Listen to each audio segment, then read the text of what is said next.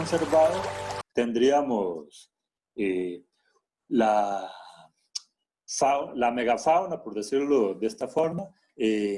Tendríamos dantas, tendríamos una comunidad saludable de monos, diversas especies de monos, tucanes, guacamayas, si estamos en el sur o el norte del país, etc.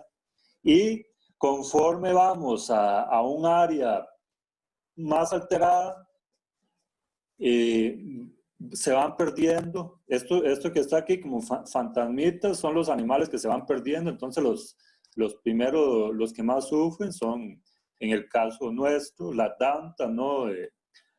Los jaguares, cauceles, etcétera, animales que tienen un peso corporal grande y requerimientos espaciales amplios.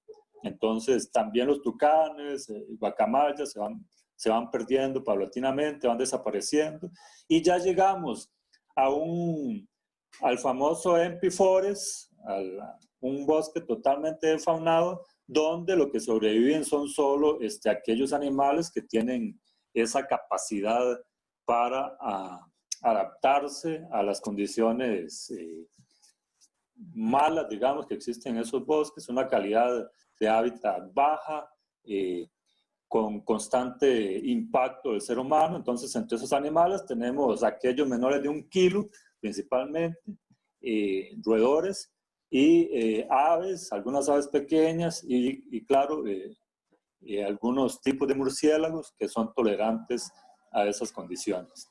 Entonces, eso es lo que se ha llamado defaunación, ese fenómeno que estamos viendo ahí. Y es con lo que empezamos la clase de hoy. Volviendo al artículo de Ceballos que les dejé para que estudiaran, Ceballos retoma este asunto de la defaunación en este trabajo de 2017. Ahí ya habíamos hablado la clase pasada, que incluso se habla actualmente. Ceballos, Dirso y otros autores sostienen que estamos viviendo una sexta extinción en masa debido a la pérdida exacerbada de esos grandes mamíferos, principalmente terrestres. Vean que toda esta teoría de la sexta extinción en masa está basada principalmente en megafauna terrestre. No implica que no esté aconteciendo lo mismo con la fauna marina, solo que es mucho más complicado estudiarla, ¿no? Entonces, asumimos que algo similar también está ocurriendo, incluso hasta más intenso, está ocurriendo en la fauna marina. Pero nuestro trabajo está enfocado a los animales terrestres. Y no solo Ceballos, tiene otros autores que también han estudiado el tema, y si ustedes buscan en la literatura van a encontrar mucha información al respecto, a partir de 2006 con los primeros trabajos de Dirso y otros colaboradores. Hoy nos vamos a enfocar más en el primer trabajo de Ceballos. Antes de entrar en materia con los temas abordados por Ceballos en ese trabajo, es pertinente recordar lo que es la IUCN y la utilidad de las listas rojas. Me imagino que ustedes ya vieron en cursos pasados qué significan esas listas rojas de la IUCN y para qué sirven, pero no está de más darle una repasadita. Entonces, básicamente lo que vamos a tener es esto. La IUCN clasifica las diferentes especies en base a su categoría de amenaza. Entonces, vamos a tener los animales extintos, que es una categoría que ellos le ponen ex, es extinto en la naturaleza, como el caso de los dinosaurios y muchos homínidos, muchas especies de todos los grupos que ya no están. Ahí podemos incluir el pájaro dodó, que es una extinción más reciente, y otras especies más recientes en esta categoría.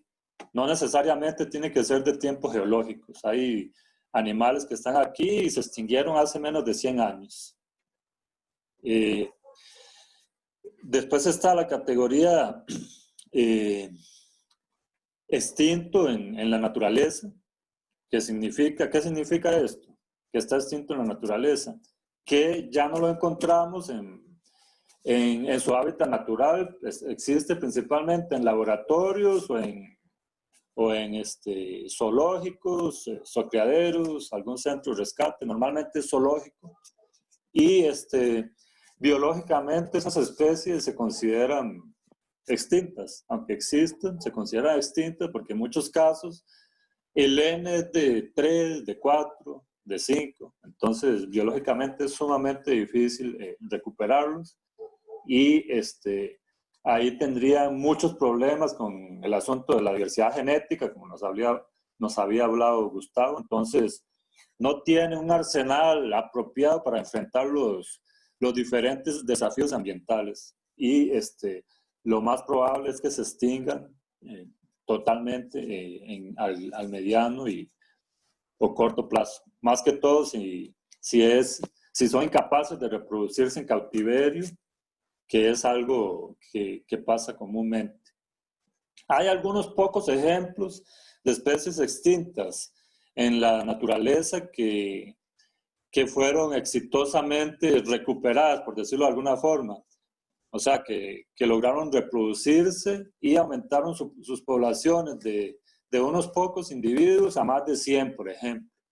Pero sabemos que es imposible recuperar la diversidad genética. Y si eso no ocurre, pues vienen siendo como un tipo de zombie, digamos, especie zombie.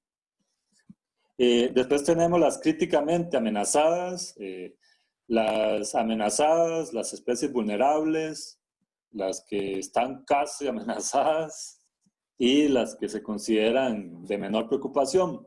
El gran problema con esto, como veremos que discute el autor, ya estoy igual que Kaylin aquí con esta pantalla. Ahí estamos. Ay. No sé. Bueno. Está más o menos. Entonces, el gran problema con esto es que esta clasificación de IUCN tiene una gran influencia a nivel de conservación. Entonces, a ver qué pueden ustedes comentar acerca de la importancia de estas clasificaciones a nivel de conservación. Keylor. A mí me parece que la mayor importancia que tiene está relacionada con el hecho de que permite como unificar los criterios para todos con respecto y lo que vemos acá, que es como una línea de sucesión. Entonces se puede como mostrar o ejemplificar mejor a las personas que no están tan relacionadas con el tema. Pero más allá de eso, bueno, también está relacionado con la cantidad de insumos que pueden llegar a recibir dependiendo de la importancia que pueda tener esa especie específica. Entonces, no sé, al menos eso es lo que se me ocurre por el momento de las mayores utilidades que pueda tener esta categorización. Sí, nos da una idea general, ¿no? del estatus actual de esas especies. ¿Qué más podemos comentar de eso, Andrea? Bueno, sí, lo que dijo John también.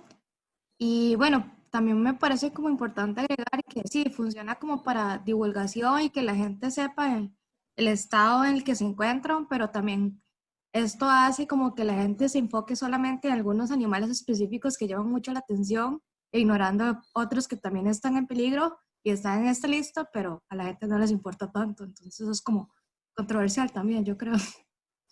Perfecto. Kaylin, ¿qué opinas, Kaylin? ¿Cuál es la pregunta? Disculpe, La profe. pregunta es, ¿cuál es la utilidad de estas listas a nivel de conservación? ¿O cuáles son las partes positivas o negativas que vos ves?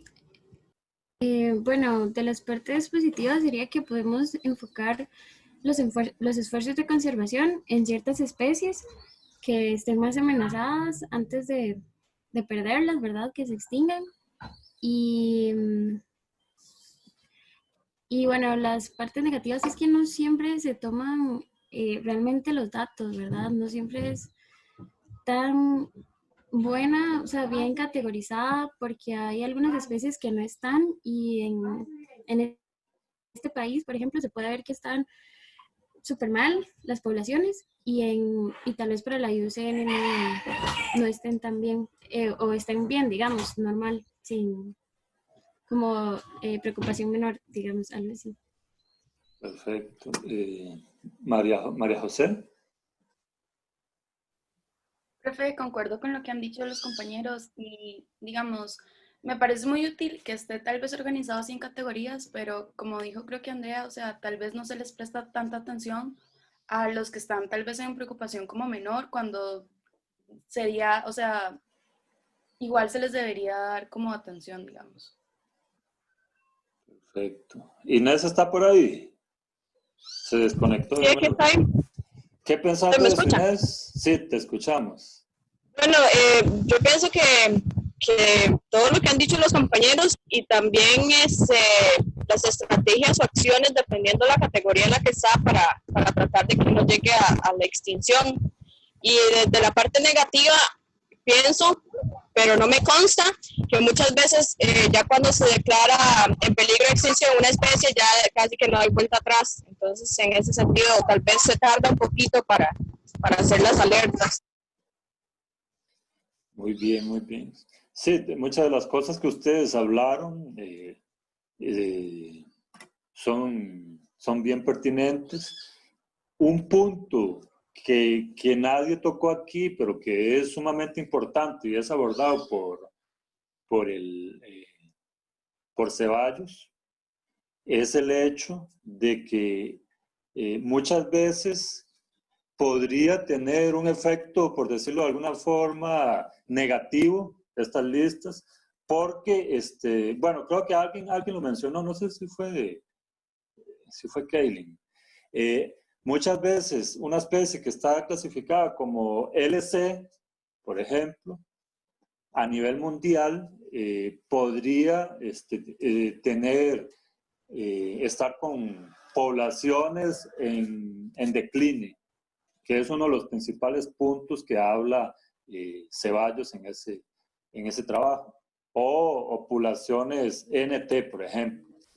Y entonces no se les da pelota, no se hace mucho trabajo de investigación y de conservación con esas especies, porque esta lista de la IUCN tiene demasiado peso a nivel de conservación, es exagerado. Entonces, esta lista determina cuáles son los esfuerzos de conservación que se van a hacer y a dónde va a ir el dinero.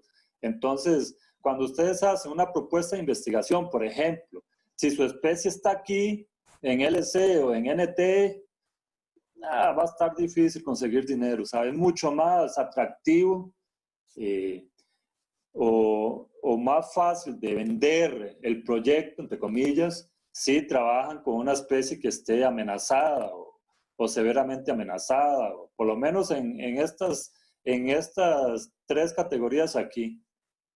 Pero si trabajan con estas especies va a ser más difícil. No digo que no va a ser, que va a ser imposible, pero va a ser más difícil conseguir recursos, porque estas especies son más sexys para los posibles fuentes de financiamiento o patrocinadores de la investigación. Y se asume que estas especies perdón, está todo bien y que tienen poblaciones saludables, etcétera, lo cual es falso. Y ese es uno de los principales argumentos que nos trae a colación en ese trabajo Ceballos. Otro aspecto importante con respecto a las listas estas, ustedes saben cómo se determina el estatus de cada especie y con qué frecuencia. Eso es importante. No, vieras que yo no sé. De hecho, le iba a preguntar cuál es la diferencia entre esta de la UICN y la de CITES. ¿La de qué? La de CITES o CITES, no sé cómo se dice. Sí, la de CITES es más para tráfico de especies y esto, o sea, es más especializada en ese tipo de amenazas.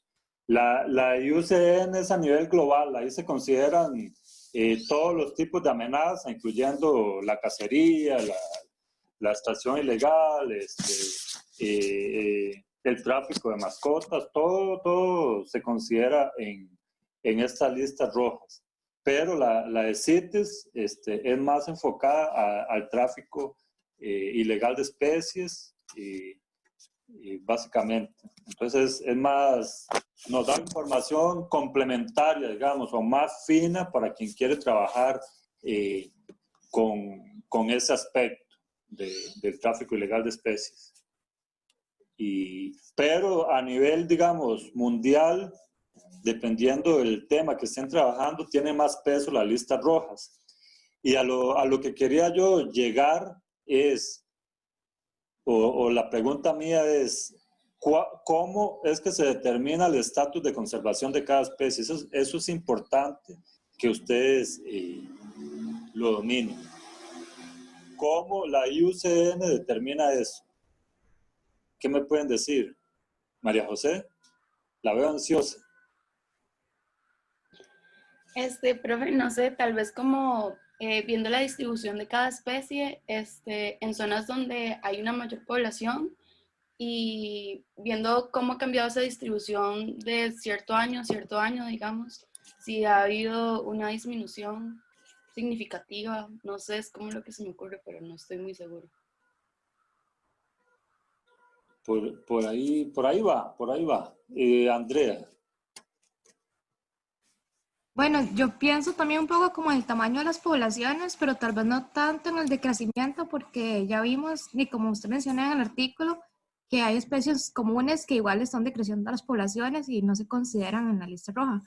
Entonces, no sé si va más como con el tamaño de población y tal vez como los posibles peligros que tengan cerca de esas poblaciones, como si están teniendo mucha pérdida de hábitat, por ejemplo. O no sé si va por ahí. Sí, va por ahí. Kaylin.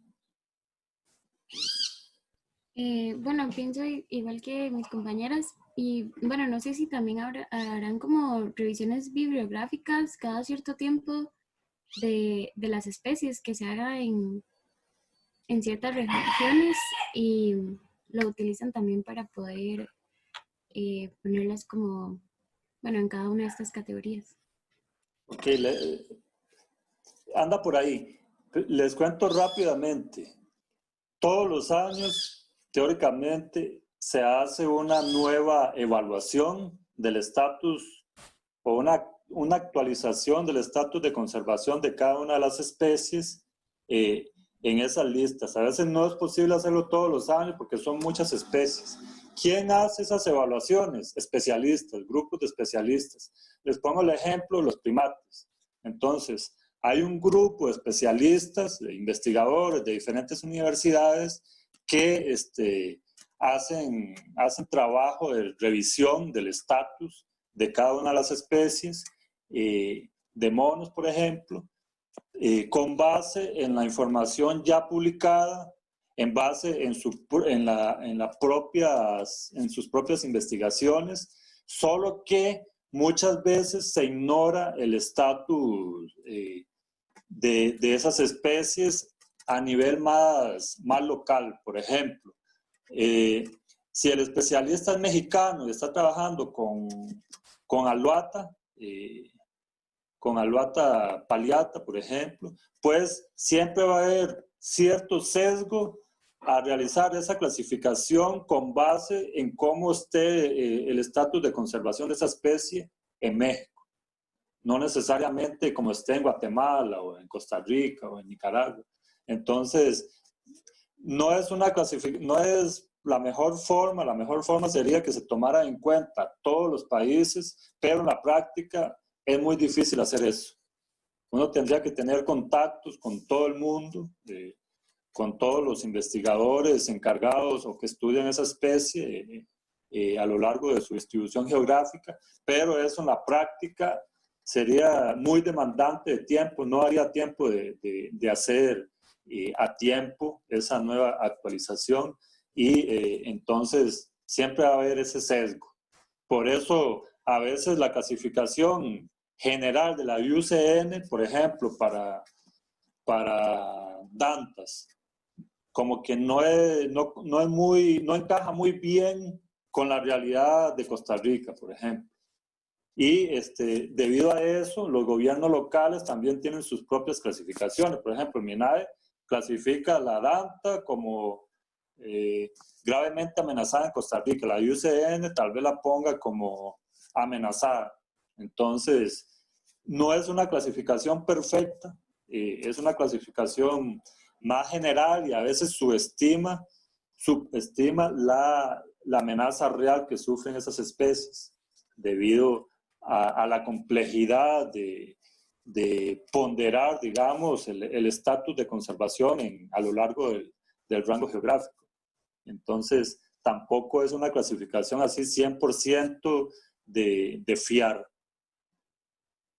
Y básicamente así funciona ese criterio de asignación de categorías. Incluso para el Bataguaria clamitans, por ejemplo, un mono congo que hay allá en el sur de Brasil, nosotros formamos un grupo, hay como 30 personas, 30 especialistas, para intentar convencer a la IUCN que es necesario cambiar el estatus de conservación de esa especie, porque en la IUCN aparece como vulnerable solamente, pero hay regiones de Brasil que consideramos que debería estar como amenazado, mínimo amenazado, pero la IUCN desde el 2008 lo tiene solo como vulnerable.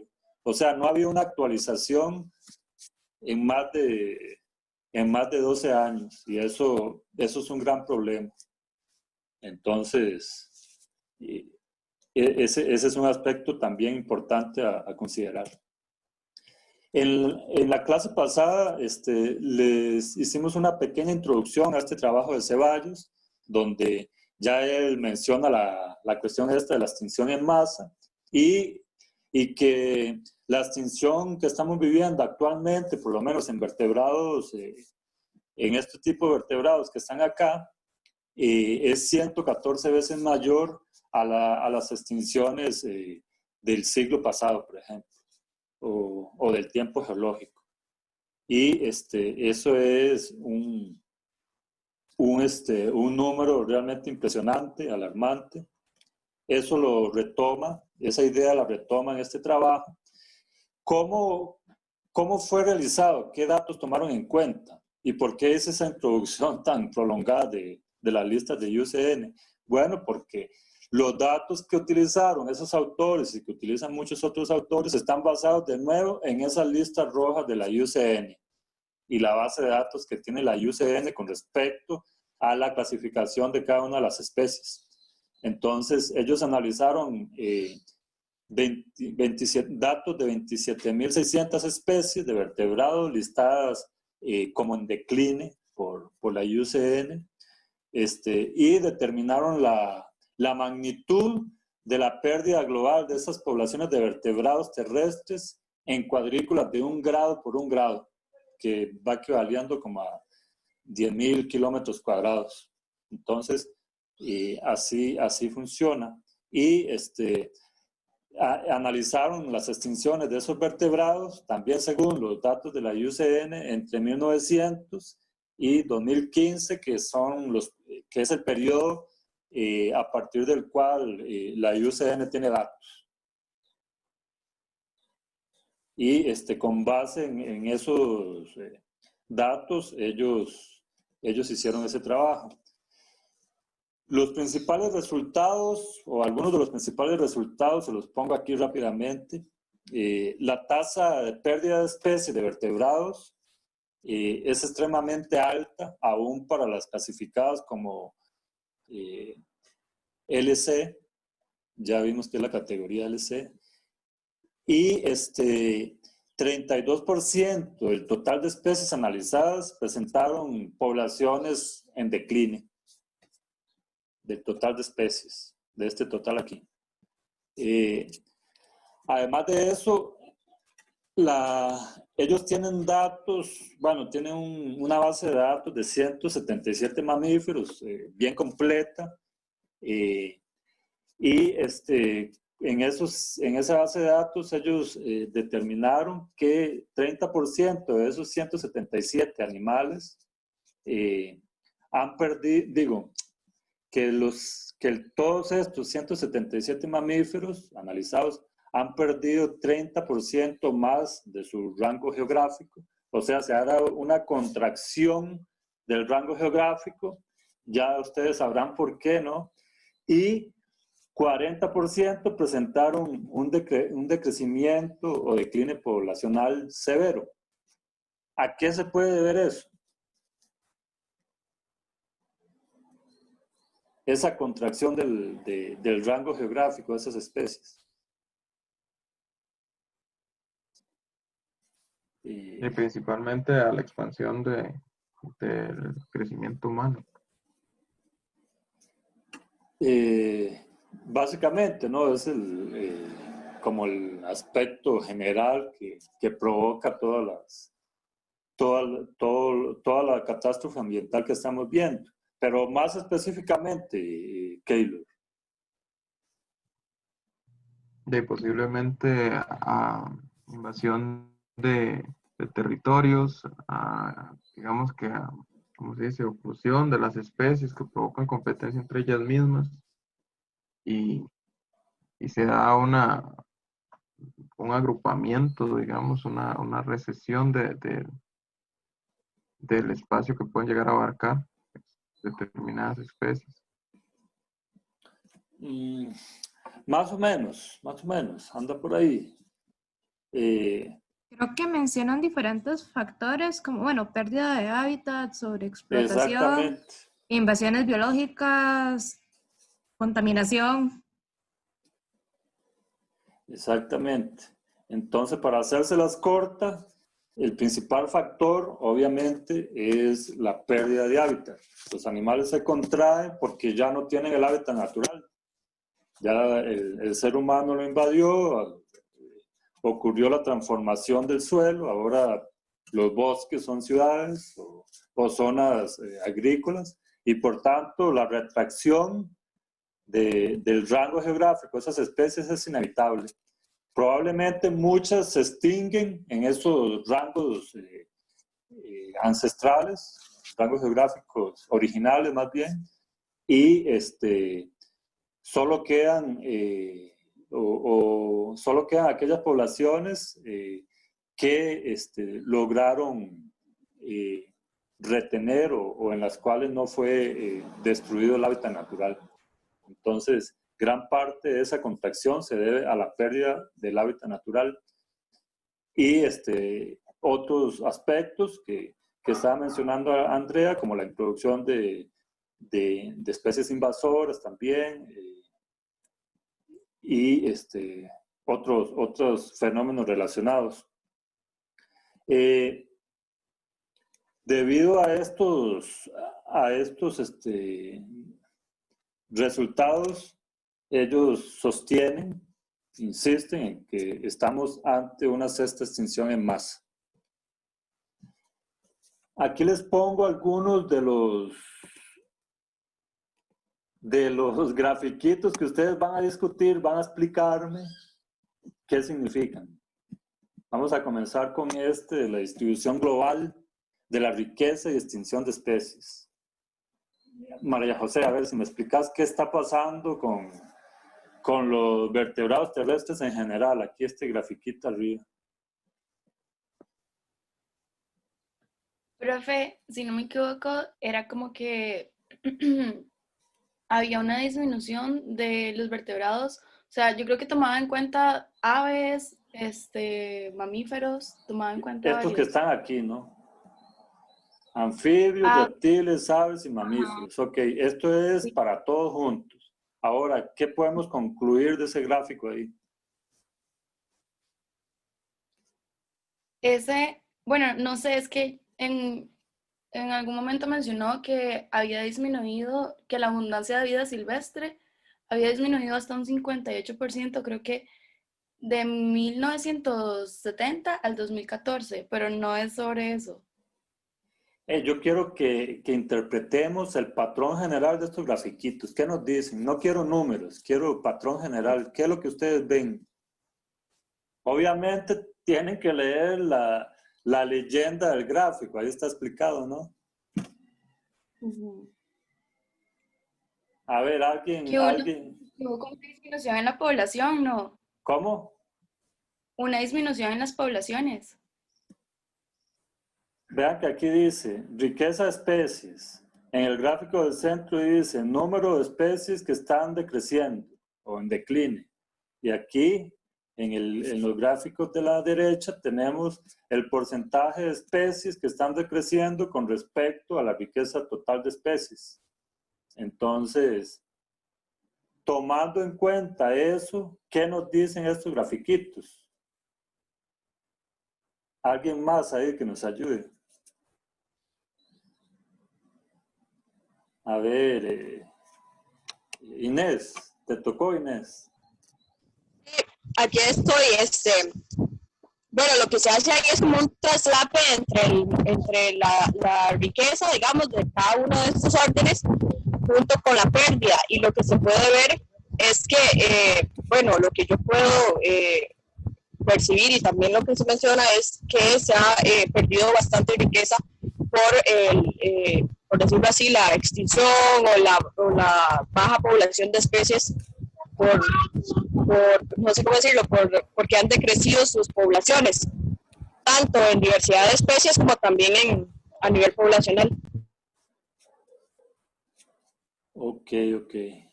Ahí está más orientada. A ver, Andrea, vamos a interpretar estos dos grafiquitos de mamíferos acá.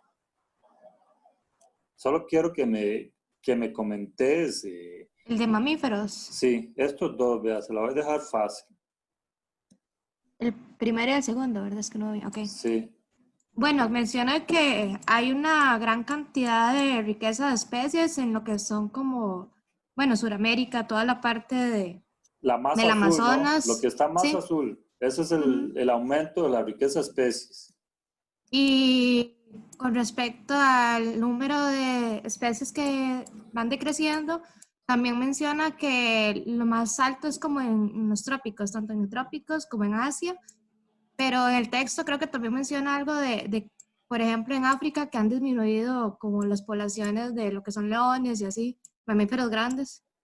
Pero sí, según los gráficos, es básicamente en las regiones como del trópico, donde hay tanto más cantidad de riqueza como de crecimiento de las poblaciones, especies.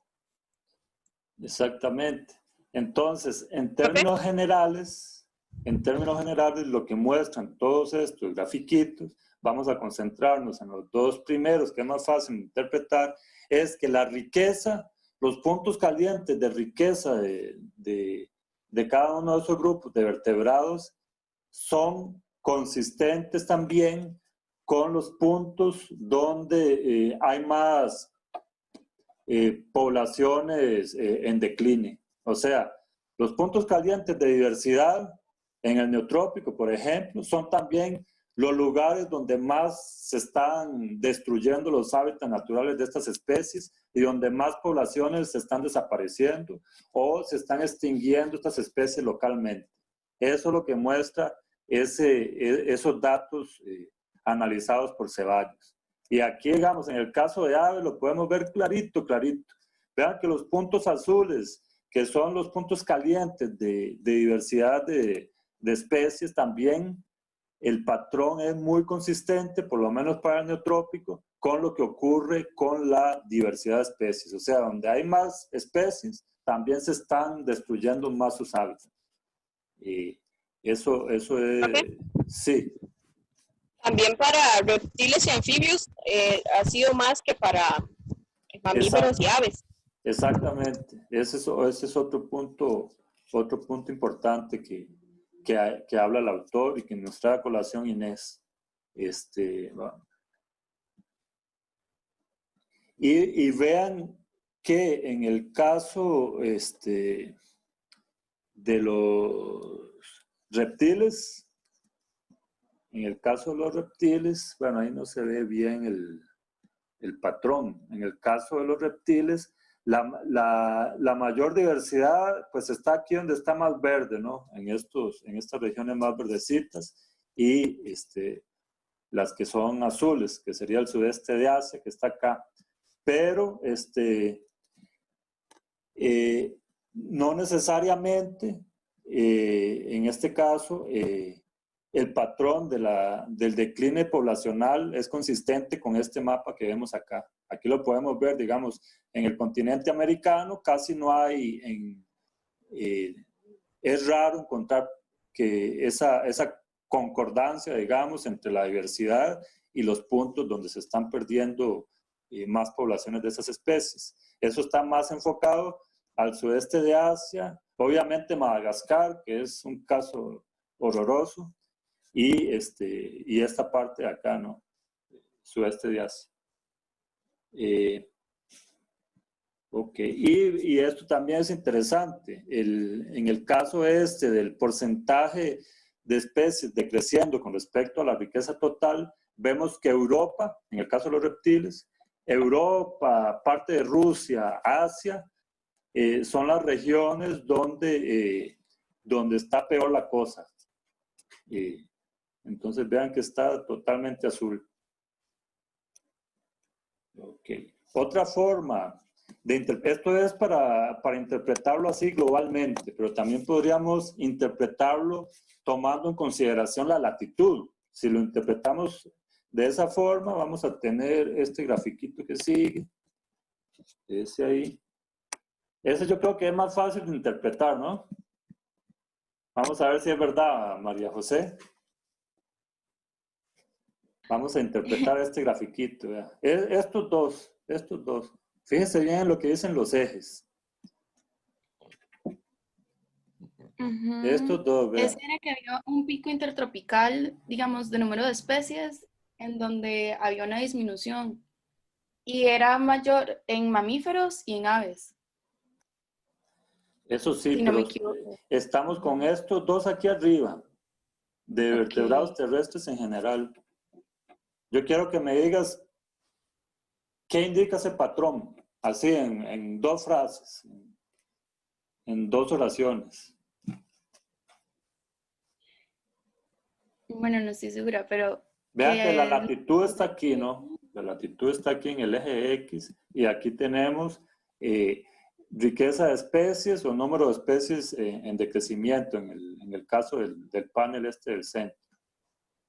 Entonces, ¿cómo interpretamos esto?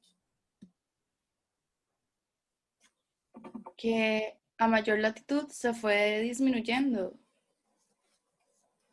Se fue disminuyendo. Sí. Porque ya no se ve tan distribuido, digamos, o sea, los primeros dos gráficos ya se ve como una mayor distribución o mayor cantidad, digamos, con comparación al tercero.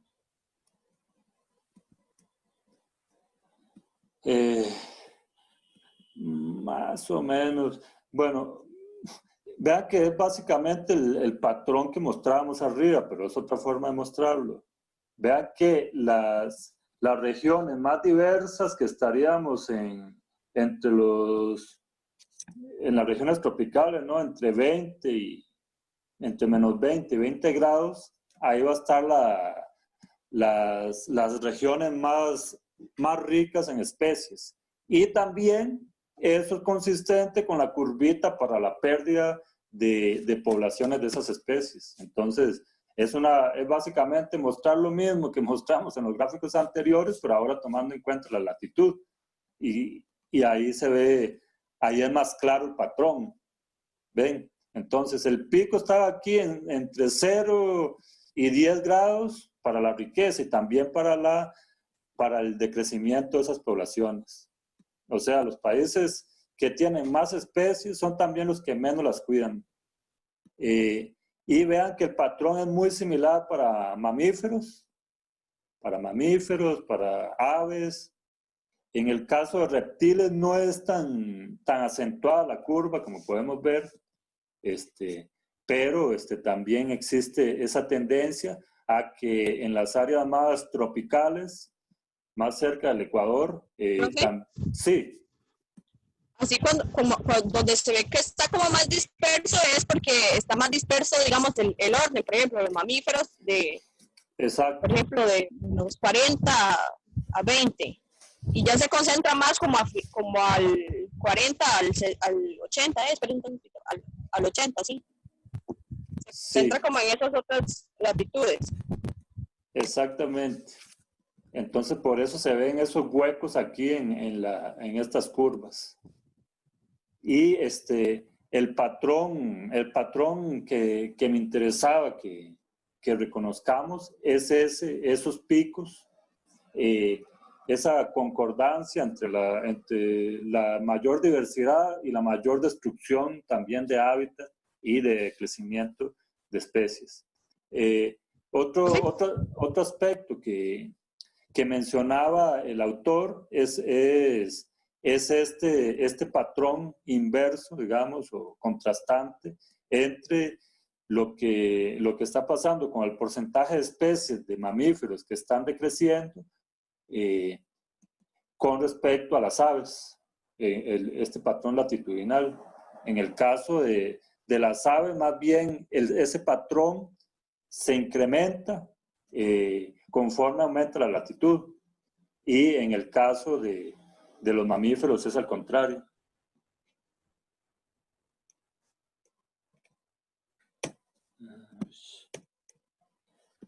Este es otro aspecto importante, o otro grafiquito importante, sobre el porcentaje de especies con poblaciones en decline. Entonces aquí podemos ver que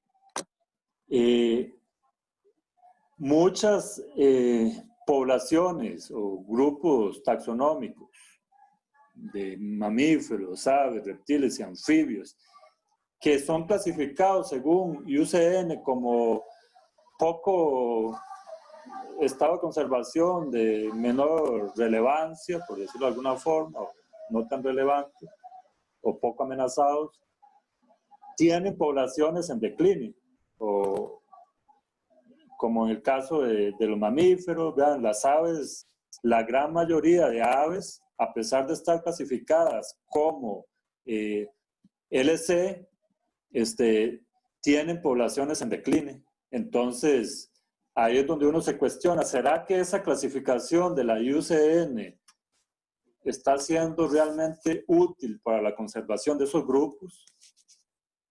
¿Entienden? Entonces... Creo que sí, yo había leído un artículo el semestre pasado de que ya muchas veces cuando se pasa la categoría de peligro de extinción, más bien ya no hay vuelta para atrás. Entonces, ese es uno de los grandes problemas, y también probablemente es por la forma en la que se investiga dar esas categorías.